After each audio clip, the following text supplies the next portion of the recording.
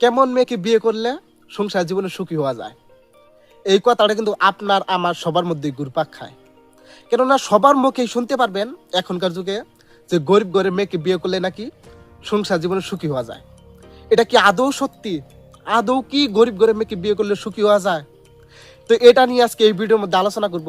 তো ভিডিওটা কিন্তু খুবই ইন্টারেস্ট হতে চলেছে, তাই আপনারা বিনা স্কিপ করে পুরা দেখার অনুরোধ রইল। তো চলুন শুরু করা যায়।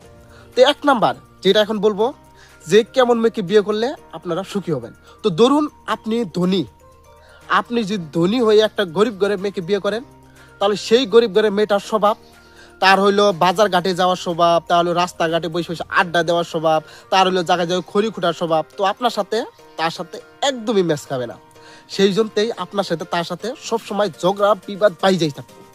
আর এখন 2 নাম্বার, আপনি ধরেন গরিব, আপনি যদি গরিব হইয়া একটা ধনী ঘরের মেয়েকে বিয়ে করেন, তো সেই ধনীর ঘরের মেয়েটার স্বভাব ভালো ভালো রেস্টুরেন্টে খাওয়ার স্বভাব, ভালো ভালো কাপড় চোপড় পিন্ধার স্বভাব, ভালো ভালো গাড়ির মধ্যে চড়ার স্বভাব, ভালো ভালো বাড়িতে থাকার স্বভাব।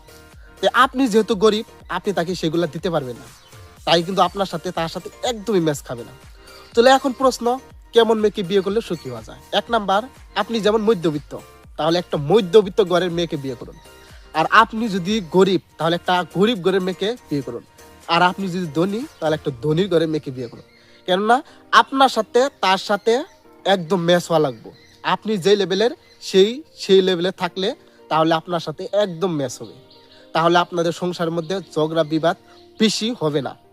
কেননা আপনি তার সাথে কিভাবে ঝগড়া করবেন, সে আপনার সাথে কিভাবে ঝগড়া করবে, কারণ আপনার সাথে তার সাথে একদম যেটা করবে সেটার মধ্যে মিলে যাবে। তাহলে কিন্তু আপনারা বুঝতে পারতেছেন যে ধনী হইয়া গরিব কারোর মেয়েকে বিয়ে করলে ঝামেলা, আবার গরিব হয়ে ধনীর মেয়েকে বিয়ে করলে ঝামেলা। তাই আপনি যে পজিশন, সেই পজিশনে মেয়েকে বিয়ে করার চেষ্টা করবেন, তাহলে কিন্তু আপনাদের সংসার জীবনে সুখ শান্তি আসবে। তো ভিডিওটা যদি একটু ভালো লাগে থাকে, তাহলে ভিডিওটা লাইক করবেন, আর মন চাইলে সাবস্ক্রাইব করেন। ধন্যবাদ।